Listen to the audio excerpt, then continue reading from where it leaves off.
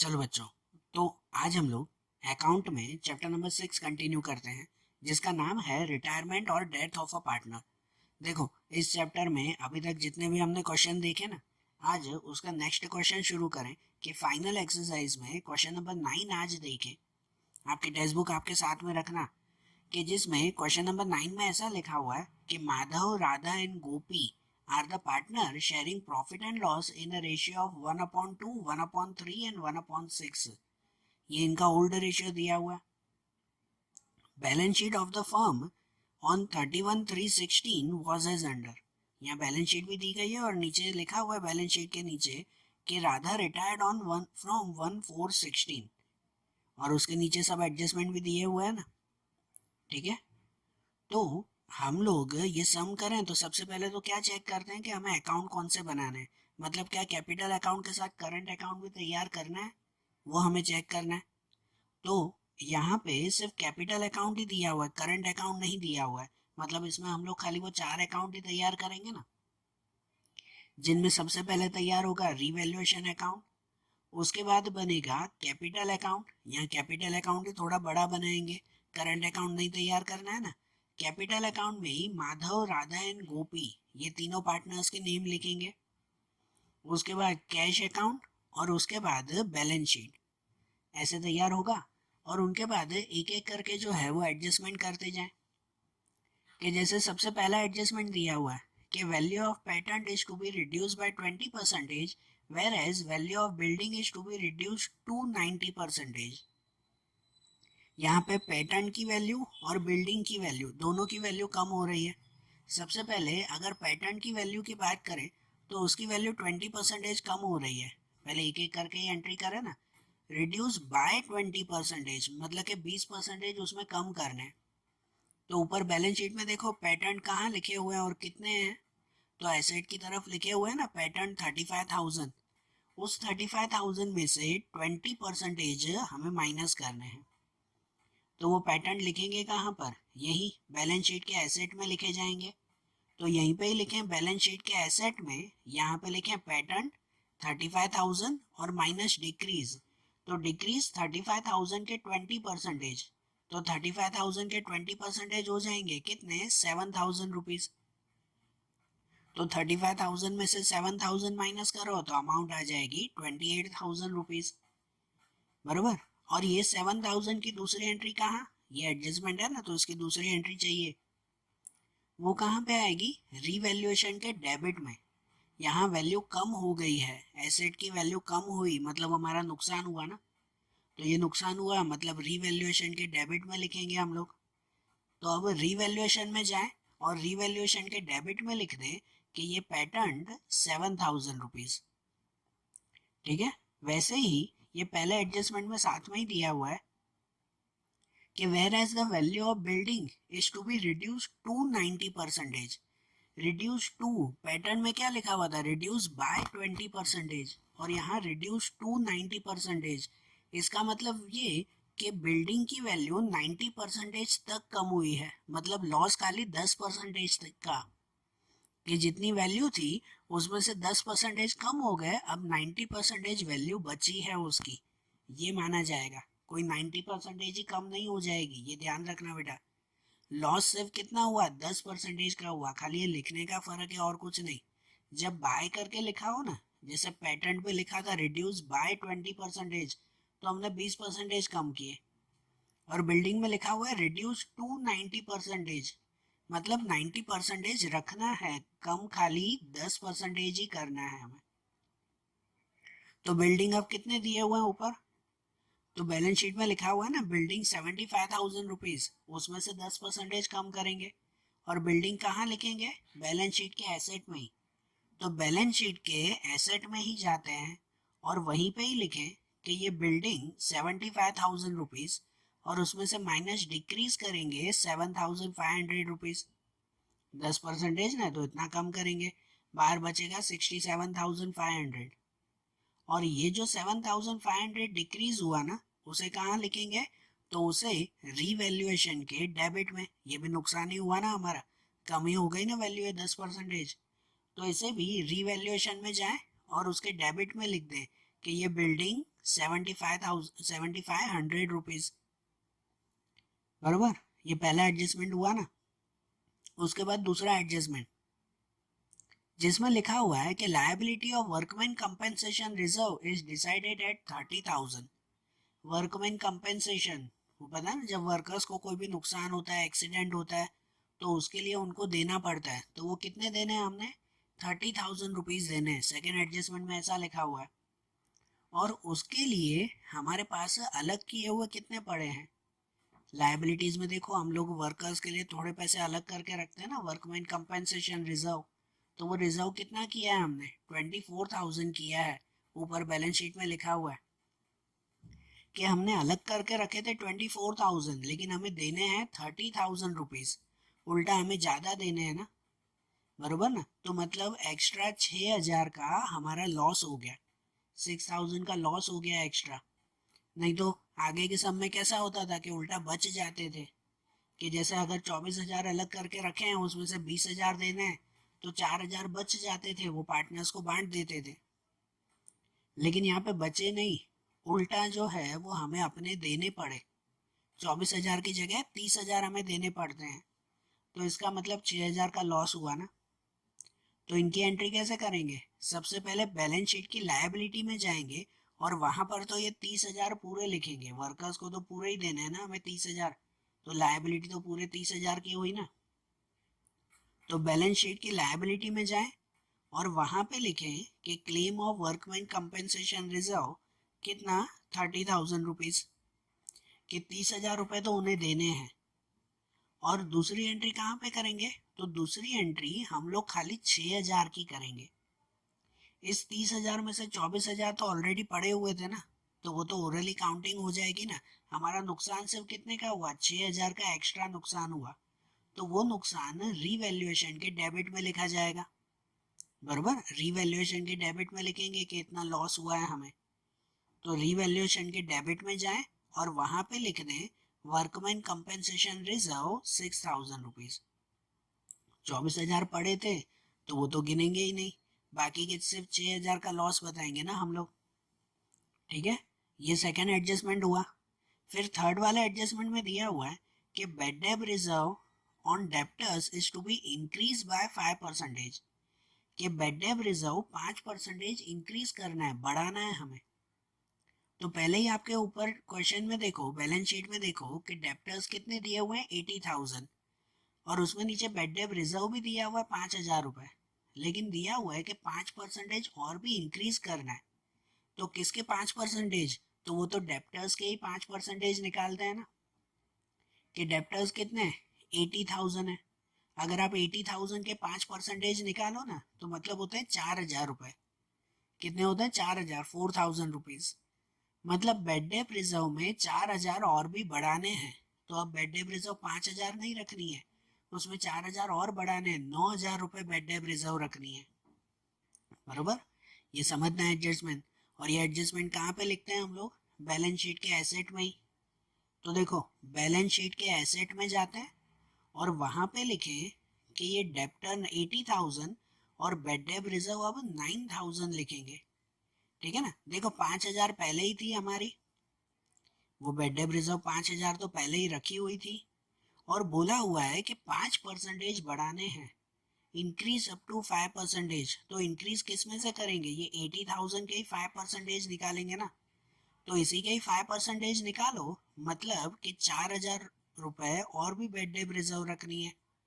तो मतलब अब टोटल बेड डेब रिजर्व 9,000 रुपए यहाँ पे लिखेंगे, बराबर। और ये 80,000 में से 9,000 माइनस, तो बचेगा कितना? 71,000 रुपीज बचेंगे। कितने बचेंगे? 71,000, बराबर ना। और इनकी दूसरी एंट्री कहाँ? तो दूसरी एंट्री रीवैल्यूएशन के डेबिट में।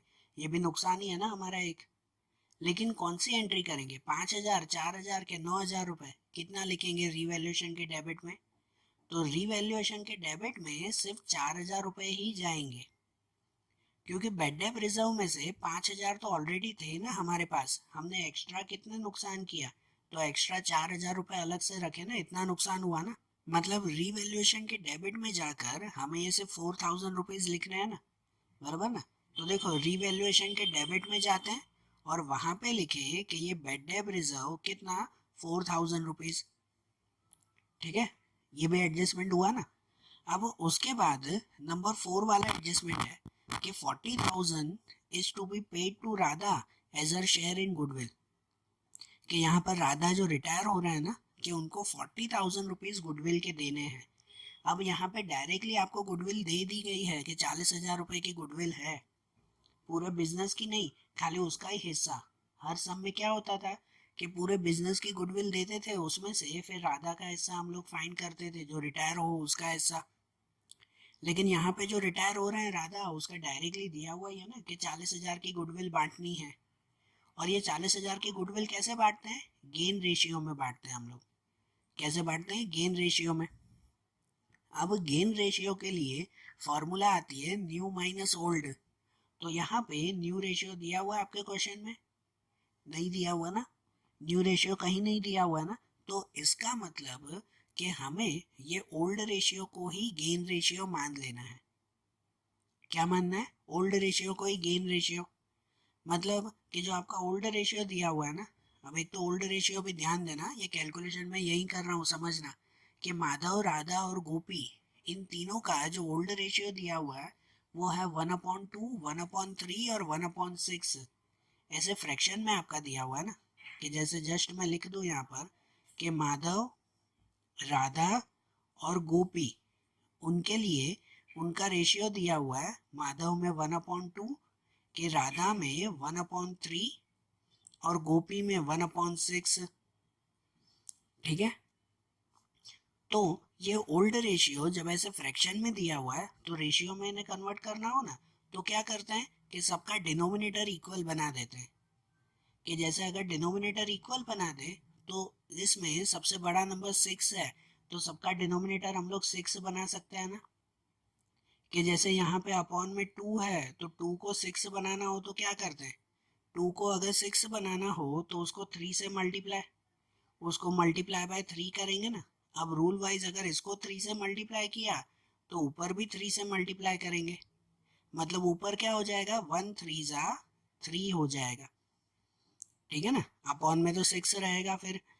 तो यहाँ पे ये 1 3 जा 3 अपॉन 6। दूसरे में अगर देखो तो इसको अगर 6 बनाना हो तो इसको मल्टीप्लाई बाय 2 करेंगे और ऊपर भी मल्टीप्लाई बाय 2 करेंगे हम लोग। तो इसमें ऊपर 1 2 जा 2 और अपॉन में 3 2 जा 6, 2/6 ऐसे हो जाएगा ना उसमें। और यहाँ तो 6 है ही, मतलब कितना लिखेंगे? तो वही रहेगा ना 1/6। मतलब कि इनका ओल्ड रेशियो अगर आप देखो ना, तो ओल्ड रेशियो ये हो जाता है 3:2:1। जब नीचे डिनोमिनेटर इक्वल हो जाए तो ऊपर का नंबर वो ओल्ड रेशियो कहलाता है। कितना हो जाएगा? 3:2:1 हो जाएगा, बरोबर।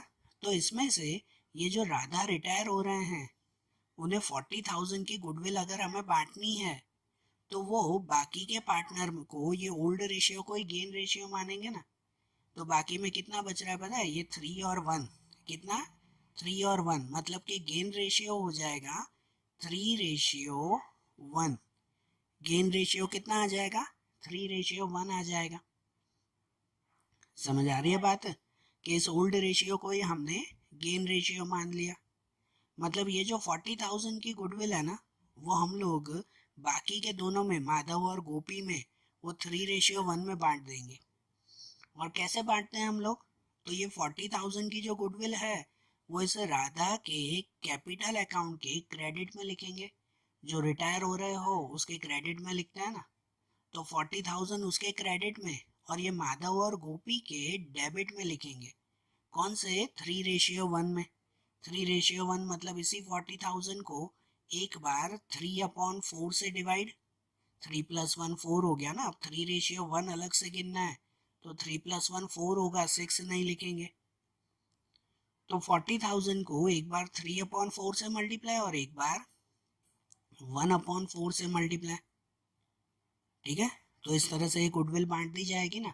मतलब राधा के क्रेडिट में जाके लिखें ये 40,000 रुपीज, और माधव और गोपी के डेबिट में जाके लिखें यही 40,000, जो बांट देंगे दोनों में 3:1 में। ठीक है, तो इसमें डायरेक्ट ये कैलकुलेशन हो जाएगी ना। तो अब इनकी एंट्री कहाँ पे, कैपिटल अकाउंट में। मतलब अब कैपिटल अकाउंट में जाके ये जो गुडविल की एंट्री करें तो वहाँ क्रेडिट में पहले लिखें प्रीमियम ऑफ गुडविल और राधा में 40,000 रुपीज। ठीक है, प्रीमियम ऑफ गुडविल यहाँ राधा में आएगा 40,000 और यही 40,000 फिर यहाँ डेबिट में बांट देना है ना हमें। तो यहाँ पे भी लिखेंगे प्रीमियम ऑफ गुडविल और माधव और गोपी में 3:1 में बांटेंगे। 3:1 मतलब हो जाएगा 30,000 और 10,000 में।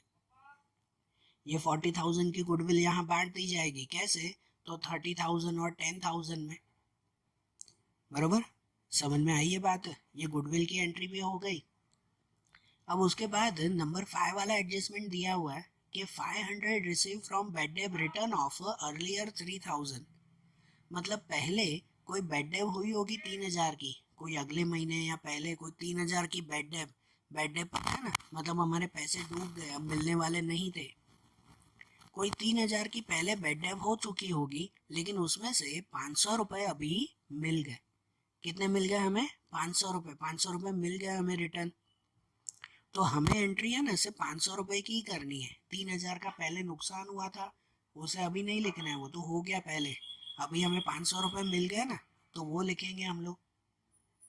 तो इनकी एंट्री कहाँ पे होगी, देखो एक तो रीवैल्यूएशन के क्रेडिट में जाएगी, ये फायदा हुआ ना 500 रुपये का।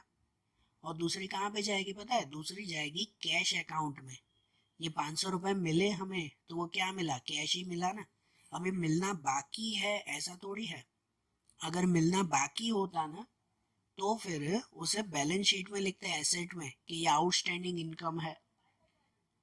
लेकिन ये तो पहले ही डूबे हुए पैसे थे 3,000, उसके हमें 500 रुपये मिल गए, तो अभी वो तो मिल ही गए ना, अभी इसमें थोड़ी मिलना बाकी होगा कुछ। तो ये 500 रुपये पूरे मिल गए, तो उसकी एंट्री कहाँ करते हैं, कैश अकाउंट में लिखते हैं। तो पहली एंट्री तो कैश अकाउंट में लिखेंगे, कैश अकाउंट के डेबिट में कि ये बेड डेब रिटर्न हुआ 500 रुपये का, कि ये बेड डेब रिटर्न हुआ 500 रुपये का। और इनकी दूसरी एंट्री कहाँ पे, तो रीवैल्यूएशन के क्रेडिट में, वो फायदा हुआ ना। तो रीवैल्यूएशन के क्रेडिट में जाते हैं और वहां पे भी लिख दें कि ये बेड डेब रिटर्न, कितना बेड डेब रिटर्न, तो 500 रुपये का। बरोबर, ऐसे हो गई ना ये दोनों एंट्री। अब उसके बाद सिक्स्थ वाला एडजस्टमेंट दिया हुआ है कि 5,000 to be paid to Radha in cash and balance amount in 2 equal annual instalment with 10% interest per annum. अब ऐसा है कि यहाँ पे राधा रिटायर हो रहा है ना, तो जो रिटायर हो रहे हैं तो उसका हिसाब उस वक्त तो चुकते करते हैं ना। तो राधा का जितना भी बैलेंस बचेगा ना उसमें से 5,000 रुपये उसे कैश दे देना है और बाकी का अमाउंट लोन में रखना है। और वो लोन भी 2 साल में 2 इंस्टॉलमेंट में पूरी करनी है ऐसा। तो देखो 2 इंस्टॉलमेंट में पूरी करनी है ना, तो उसकी उसकी एंट्री फिलहाल यहाँ पे नहीं होगी, यहाँ पे तो खाली लोन लिखेंगे।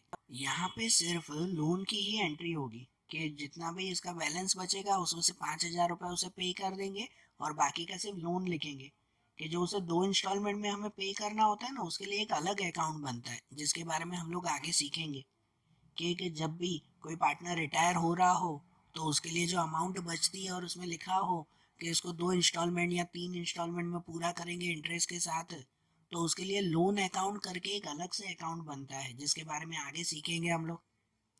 यहाँ बैलेंस शीट में यहाँ पे तो सिर्फ लोन ही लिखा जाता है, यहाँ पे नहीं लिखा जाता कि उसको कितनी इंस्टॉलमेंट में पे किया।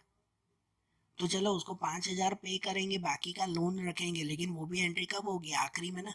जब सब एंड करेंगे, सब क्लोजिंग करेंगे, उसके बाद ये एंट्री करेंगे। तो ये एडजस्टमेंट आखिरी में करेंगे हाँ। अब पहले बैलेंस शीट की बाकी की सब चीज़ें लिखते जाएं। तो बैलेंस शीट में सबसे पहले दिया हुआ है कैपिटल अकाउंट। तो कैपिटल अकाउंट कहाँ लिखते हैं, कैपिटल अकाउंट में ही बैलेंस करके। तो कैपिटल अकाउंट में जाए और वहां पे लिख दें कि ये बैलेंस ब्रॉड फॉरवर्ड, ऊपर लिखते हैं ना बैलेंस ब्रॉड फॉरवर्ड, तीनों का बैलेंस। माधव में 1,36,000, राधा में 50,000 और गोपी में 54,000 रुपीज। बरोबर, उसके बाद क्रेडिटर्स। तो क्रेडिटर कहाँ लिखते हैं, तो वो लिखते हैं बैलेंस शीट की लायबिलिटी में। तो बैलेंस शीट की लायबिलिटी में जाए और वहां पे लिखते हैं ये क्रेडिटर्स 50,000 रुपीज के। बरोबर, फिर वर्कमैन कंपेंसेशन रिजर्व, तो ये तो हो गया ना। वर्कमैन कंपेंसेशन वो तो बांट दिया हमने, ठीक है, वो तो खत्म हो गया ना, वर्कर्स को दे दिया। तो उसकी एंट्री नहीं। उसके बाद एम्प्लॉयमेंट प्रोविडेंट फंड, तो एम्प्लॉयमेंट प्रोविडेंट फंड, अब वर्कर्स का जो प्रोविडेंट फंड है तो उसको नहीं बांटते, तो उसको तो यहीं पे ही लिखते हैं हम लोग, यहीं लिखेंगे ना बैलेंस शीट में क्रेडिटर्स के नीचे, यहीं पे ही लिखा जाएगा कि एम्प्लॉयमेंट प्रोविडेंट फंड कितना, तो 15,000 रुपीज। ठीक है। उसके बाद इन्वेस्टमेंट फ्लक्चुएशन रिजर्व, तो इन्वेस्टमेंट फ्लक्चुएशन रिजर्व हम लोग बांट देंगे, उसके ऊपर कोई एडजस्टमेंट नहीं आया था तो उसे बांट दी जाएगी। और कहाँ बांटेंगे उसे, कैपिटल अकाउंट के क्रेडिट में, कैपिटल अकाउंट के क्रेडिट में जाकर और वहां पे बांट दे इन्वेस्टमेंट फ्लक्चुएशन रिजर्व जो 12,000 है ना, तो वो बांटेंगे हम लोग ओल्ड रेशियो में। ओल्ड रेशियो हमने पहले ढूंढा था कि नहीं, कौन सा मिला था, 3:2:1। 3:2:1 में हम लोग यहाँ पे बांट देंगे, मतलब कि इसको 6,000, इसको 4,000 और इसको 2,000, ऐसे टोटल 12,000 ये बांट दिया जाएगा ना। ओके, ये हो गया लायबिलिटी साइड की एंट्रीज। अब जो है वो एसेट साइड की एंट्री करें, तो एसेट में सबसे ऊपर दिया हुआ कैश बैंक, तो कैश और बैंक कहाँ पे लिखते हैं, जो कैश अकाउंट बनाया था उसका स्टार्टिंग का बैलेंस लिखेंगे ना। तो मतलब कैश अकाउंट में जाएं और वहां पे स्टार्टिंग में ये बैलेंस लिखें कि बैलेंस ब्रॉड फॉरवर्ड कितना लिखेंगे, 12,000 रुपीज, डेबिट में ही लिखेंगे ना ये। इनके बाद एसेट में दूसरी एंट्री कि डेप्टर्स, तो डेप्टर्स की एंट्री तो हमने कर दी थी, ठीक है, वो हो चुका था। तो अब जो है वो स्टॉक लिखें, स्टॉक है ना उसके बाद 62,000, तो स्टॉक कहाँ लिखते हैं, बैलेंस शीट के एसेट में। तो मतलब बैलेंस शीट के एसेट में जाते हैं और वहां पे लिख दें ये स्टॉक 62,000 रुपीज। फिर इन्वेस्टमेंट, अब इन्वेस्टमेंट में ब्रैकेट में लिखा हुआ है मार्केट वैल्यू 64,000 और बाहर लिखा हुआ है 58,000। तो देखो जो बाहर लिखा हुआ होता है ना वो हमारी बुक वैल्यू कहलाती है, क्या कहलाती है, बुक वैल्यू। और जो ब्रैकेट में लिखा हुआ है वो मार्केट वैल्यू है। अब पॉइंट ऐसा आता है कि जब भी हम लोग ऐसा रिटायरमेंट की, एडमिशन की जब एंट्रीज करते हैं, रीवैल्यूएशन अकाउंट बनाते हैं, तब उस वक्त हमेशा नई वैल्यू मतलब कि मार्केट वैल्यू ही लिखी जाती है। तो यहाँ बात ऐसे हो गई कि ये हिडन एडजस्टमेंट हो गया कि इन्वेस्टमेंट की बुक वैल्यू दी गई है 58,000 और मार्केट वैल्यू 64,000 रुपीज, मतलब कि उसमें 6,000 रुपये बढ़ गए, इन्वेस्टमेंट में 6,000 रुपये बढ़ गए। जनरली एडजस्टमेंट में लिखा हुआ होता है ना कि इंक्रीज बाय 6,000 रुपीज, ऐसे एडजस्टमेंट दिए हुए होता है ना, यहाँ ऐसे नहीं दिया हुआ, ये हिडन एडजस्टमेंट है। हमें खुद बना के लिखना है कि इन्वेस्टमेंट की वैल्यू में 6,000 रुपीज इंक्रीज हो चुके हैं। तो इन्वेस्टमेंट कहाँ लिखते हैं, यही एसेट में ना। तो यहाँ एसेट में ये स्टॉक के नीचे ही लिखेंगे कि ये इन्वेस्टमेंट 58,000 के थे और उसमें प्लस इंक्रीज हो गए 6,000 रुपीज, तो अब नई मार्केट वैल्यू हो गई 64,000 रुपीज। ठीक है, ये ब्रैकेट में दिया हुआ था, मतलब हिडन एडजस्टमेंट था, इसलिए ऐसा कैलकुलेशन करना पड़ा। और इसमें भी अगर ये एडजस्टमेंट है, भले हिडन एडजस्टमेंट है, तो इसकी दूसरी एंट्री तो बतानी ही पड़ेगी ना कि ये 6,000 रुपये अगर बढ़ गए हैं तो उसकी एंट्री कहाँ पे करते हैं, वो एंट्री होगी रीवैल्यूएशन के क्रेडिट में। ये फायदा हुआ ना, मतलब कि रीवैल्यूएशन के क्रेडिट में लिखेंगे। तो रीवैल्यूएशन के क्रेडिट में जाएं और वहां पे लिख दें कि ये इन्वेस्टमेंट कितना, तो 6,000 रुपीज का, 6,000 रुपये का इन्वेस्टमेंट का फायदा हुआ नहीं है। ठीक है, इन्वेस्टमेंट भी हो गई। उसके बाद पैटर्न, तो पैटर्न की एंट्री भी हमने कर दी थी। उसके बाद बिल्डिंग, बिल्डिंग की एंट्री भी हमने कर दी। उसके बाद एडवर्टाइजमेंट कैंपेन एक्सपेंडिचर, तो ये जो एडवर्टाइजमेंट कैंपेन एक्सपेंडिचर है तो वो तो पार्टनर्स को बांट देते हैं ना, कहाँ बांटते हैं, तो पार्टनर्स के कैपिटल अकाउंट के डेबिट में, वहाँ पे ओल्ड रेशियो में बांट देंगे ये। तो अब कैपिटल अकाउंट में जाएं और कैपिटल अकाउंट के डेबिट में ये बांट दे एडवर्टाइजमेंट कैंपेन एक्सपेंडिचर कि जितनी अमाउंट है ना उसमें 24,000 उसे ओल्ड रेशियो, मतलब कि 3:2:1 में, जो हमने ओल्ड रेशियो फाइंड किया था 3:2:1 में हम लोग उसे बांट देंगे। मतलब कि माधव को मिल जाएगा 12,000, राधा को 8,000 और गोपी को 4,000 रुपीज। ओके, हो गई सब एंट्रीज इसमें। तो अब क्या करें, अब एक एक करके क्लोज करें ना। सबसे पहले रीवैल्यूएशन अकाउंट क्लोज करें, तो सबसे पहले रीवैल्यूएशन में जाएं और उसकी क्लोजिंग करें।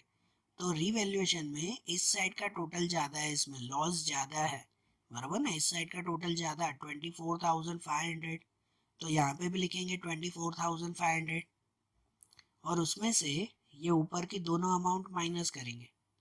तो ये दोनों अमाउंट अगर माइनस करो तो कितना बचता है फिर, तो उसके बाद अमाउंट बचेगी ये 18,000। ये 18,000 क्या कहलाया, डिविजिबल लॉस।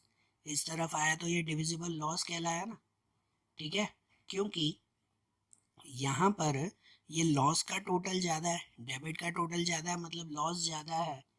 तो ये डिविजिबल लॉस जो 18,000 है वो तीनों को बांट दिया जाएगा ना। कैसे बांटेंगे, तो ये भी ओल्ड रेशियो 3:2:1 में। तो इसका मतलब कि माधव को 9,000, राधा को 6,000 और गोपी को 3,000 मिलेंगे। ठीक है ना, ये तो अब बांटना आता है ना आपको, 3:2:1 में इसको डिवाइड कर देंगे तीनों को। ठीक है, तो ये रीवैल्यूएशन में ये बांट दिया ना। अब इसको आगे कहाँ लेके जाते हैं, तो इसको आगे लेके जाएंगे कैपिटल अकाउंट में। ये हमने क्रेडिट में लिखा ना, तो कैपिटल अकाउंट के डेबिट में जाके लिखेंगे क्रॉस में।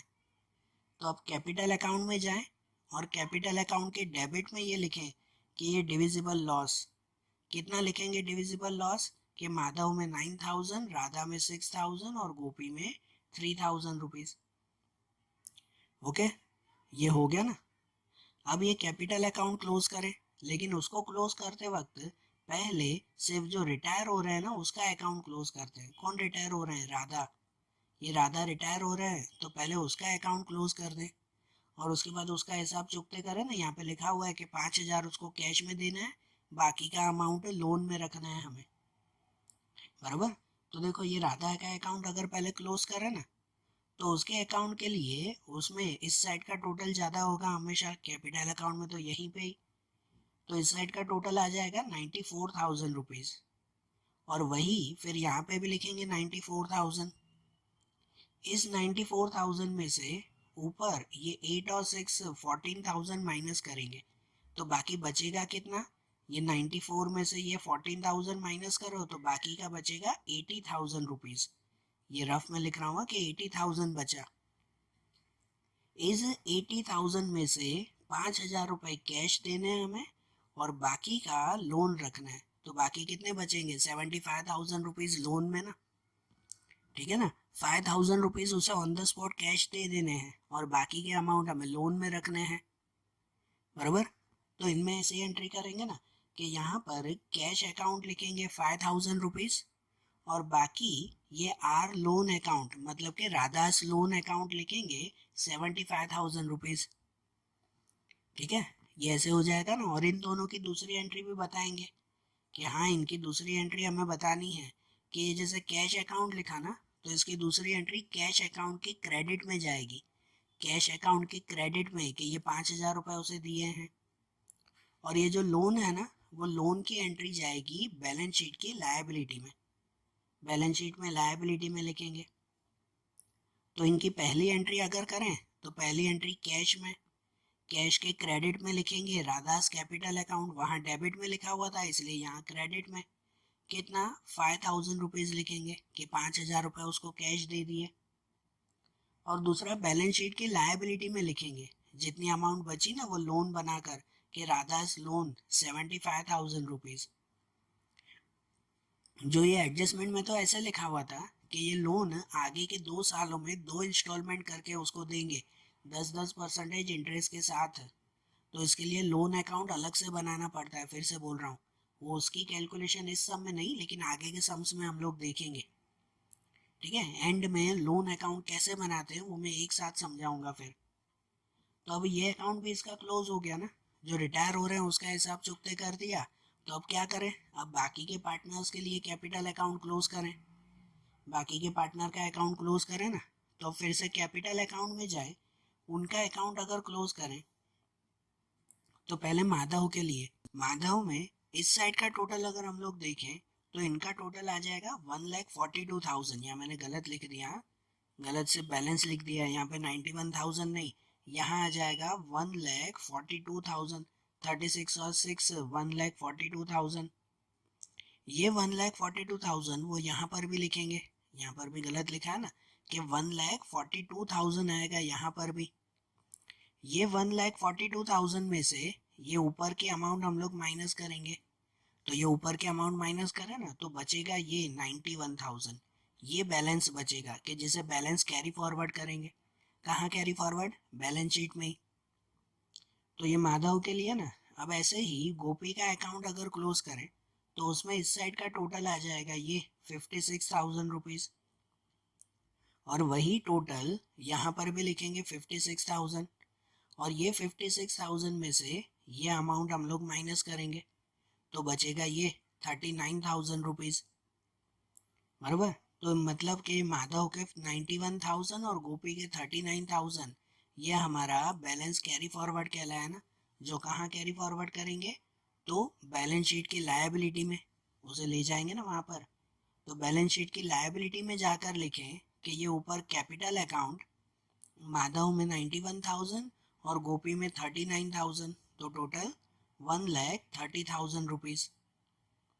ठीक है, कैपिटल अकाउंट भी क्लोज हो गया। अब आखिरी में कौन सा अकाउंट बचा? तो लास्ट में बचा हमारा कैश अकाउंट। लास्ट में वो बचा है ना, कैश अकाउंट बचा। तो अब कैश अकाउंट की क्लोजिंग करें तो उसमें इस साइड का टोटल, यहाँ का टोटल आया है 12,500 रुपीज़। 12,500 यहाँ का टोटल, तो उतना ही यहाँ पे भी लिखेंगे 12,500, और उसमें से ये ऊपर के अमाउंट माइनस करेंगे 5,000 रुपीज़। तो 12,500 में से 5,000 माइनस करेंगे तो बचेगा कितना? 7,500 रुपीज़ बचेगा। ठीक है, ये बैलेंस कैरी फॉरवर्ड हुआ ना, कि इस बैलेंस को कहाँ लेके जाएंगे? बैलेंस शीट के एसेट में, वहाँ पे लिखेंगे। तो मतलब बैलेंस शीट के एसेट में जाएं और वहाँ पे लिख दें अभी आखिरी में कैश अकाउंट, कितना? 7,500, और ये भी एंट्री हो गई। तो अब फाइनली इसकी क्लोजिंग कर दें कि बैलेंस शीट में इस साइड का आप टोटल कर दें तो यहाँ का टोटल हो जाएगा ये पूरे 3 लाख रुपीज़, और वैसे ही इस साइड का भी अगर टोटल कर दें तो यहाँ का टोटल भी आ जाएगा 3 लाख रुपीज़। ठीक है, दोनों का अगर टोटल सेम आ गया मतलब आपका सम करेक्ट है ये, बरोबर। आई बात समझ में? तो देखो, आज हमने जैसे ये क्वेश्चन देखा ना, अब ऐसे ही इनके आगे के क्वेश्चंस, आगे की मेथड्स हम लोग अगले वीडियोस में देखेंगे। Okay, thank you.